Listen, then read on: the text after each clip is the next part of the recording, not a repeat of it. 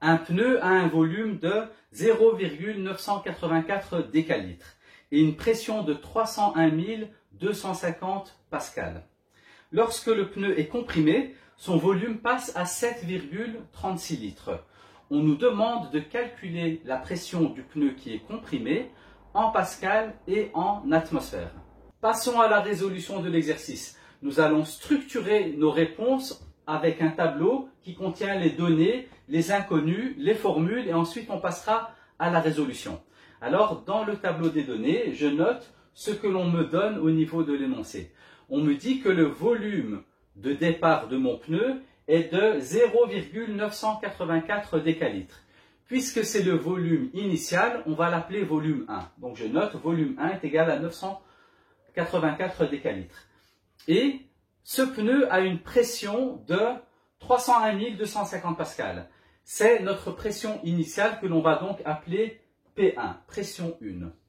Ensuite, on nous dit que ce pneu est compressé et lorsqu'il est compressé, eh bien, son volume atteint 7,36 litres. Eh bien ça, on va appeler ça le volume final et donc c'est notre volume 2. Volume 2 est égal à 7,36 litres. Passons aux inconnus. Ce que l'on nous demande, c'est de déterminer la pression du pneu qui a été comprimé. Et on demande une réponse en pascal et en atmosphère. Donc, autrement dit, on demande P2, la pression finale du pneu, en pascal ainsi qu'en atmosphère. Ensuite, on passe à la formule à utiliser pour résoudre l'exercice. Ça, c'est la formule qui découle de la loi de Boyle-Mariotte, qui nous dit que la pression initiale fois le volume initial, donc P1 fois V1, est égale à la pression finale fois le volume final, donc P2 fois V2. Passons à la résolution de notre exercice. Nous allons appliquer la formule de Boyle-Mariotte, qui nous dit que P1 fois V1 est égal à P2 fois V2. Autrement dit, la pression initiale fois le volume initial est égal à la pression finale fois le volume final. Et on demande de trouver la pression finale. Donc, on nous demande de trouver P2. Donc, le P2 qu'il y a ici, je vais l'isoler. Et donc, ici, je vois que P2 est égal à P1 fois V1 divisé par V2. Alors, pour vérifier si j'ai bien transformé ma formule, j'ai utilisé des chiffres simples que j'ai mis en rouge. Donc, j'ai remplacé ici mes différentes grandeurs par des chiffres simples. Et je note que 2 fois 15 est égal à 3 fois 10. En effet, 2 fois 15 est égal à 30, est égal à 3 fois 10 qui est aussi égal à 30. Et là, je prends donc le P2 qui représente le chiffre 3 que j'isole. Donc je mets le P2 ici. Et ici, je vérifie que 3 est égal à 2 fois 15. Donc 2 fois 15, c'est 30, divisé par 10. 30 divisé par 10, c'est bien égal à 3. Donc de cette manière-là, je suis sûr d'avoir fait la bonne transformation au niveau de ma formule. On va donc appliquer notre formule en fonction de ce que l'on nous a donné dans l'énoncé. Alors je vois que P2 est égal à P1 fois V1 divisé par V2. Et donc je remplace par rapport à ce que l'on me donne dans l'énoncé. Et donc je note que P2 est égal à 301 250 pascal fois 0,984 décalitres divisé par 7,36 litres. Eh bien, sachez que ça, c'est une erreur qui arrive fréquemment. Pourquoi est-ce que c'est une erreur? C'est parce qu'en fait, ici, on ne respecte pas l'unité internationale du volume. Autrement dit, la pression 1 doit être en pascal. Ça, c'est OK. Donc ici, la pression doit être obligatoirement en pascal et elle l'est. Par contre, ici, pour le volume 1, on l'a mis en décalitres, alors qu'on ne peut pas le mettre en décalitres, il faut le convertir en mètres cubes. Et pour le volume 2, la même chose. Eh bien ici, on ne peut pas mettre 7,36 litres, il faut obligatoirement convertir cette grandeur en mètres cubes. J'ai donc converti mes volumes en mètres cubes, et là, je vois que dans ma formule, on a bien la pression en pascal, ce qui est OK. On a bien le volume initial V1 qui est en mètres cubes. Donc ça, c'est très bien. Et puis, on a notre volume 2 que j'ai aussi converti en mètres cubes.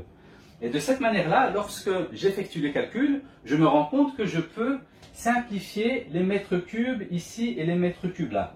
Et donc, forcément, on aura une réponse en pascal. Et donc, la réponse obtenue pour notre pression 2, donc notre pression finale, est de 225 325,2 pascal. Nous avons donc obtenu une pression finale qui est de 225 325,2 pascal. Et là, nous devons convertir en atmosphère. Et donc, pour ce faire, eh bien, il faut savoir que 1 atmosphère est égal à 101 325 pascal. Donc ça, c'est une valeur à retenir. Donc, 1 atmosphère est toujours égal à 101 325 pascal. Alors, on pourrait se dire comment ça se fait que pour les pressions, on peut parler en atmosphère ou en pascal. Eh bien, je vais juste faire un petit parallèle avec le temps. Vous savez que le temps peut s'exprimer en heures et peut aussi s'exprimer en minutes. Et on va dire qu'une heure est égale à 60 minutes. Eh bien là, c'est la même chose. Pour faire simple, c'est pareil. On dit que une pression d'un atmosphère est égale à 101 325 pascal. Et c'est une valeur à retenir. Et donc, à partir de là, on va faire une règle de 3 ou une règle de proportionnalité pour convertir les pascals en atmosphère.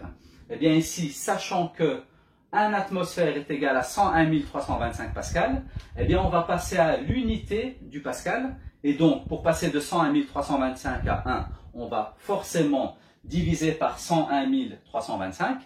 Et on fait la même chose de l'autre côté. 1 atmosphère divisé par 101 325, ça nous fait 0,5098 692 atmosphères. Et puis, sachant qu'on a obtenu pour notre pression finale une valeur de 225 325,2 pascal, eh bien, pour passer de 1 pascal à 225 325,2 pascal, eh bien, on doit multiplier par ce même chiffre. Et on va faire la même chose de l'autre côté.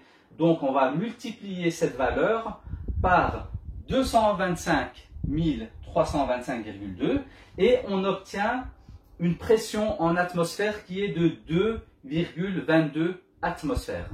Nous pouvons donc conclure que la pression finale dans le pneu, donc la pression lorsque mon pneu est compressé, eh bien, elle est de 225 325,2 pascal ou de 2,22 atmosphères. Alors, quand je note ceci, 2,22 atmosphères, sachez que la pression atmosphérique est de 1 atmosphère.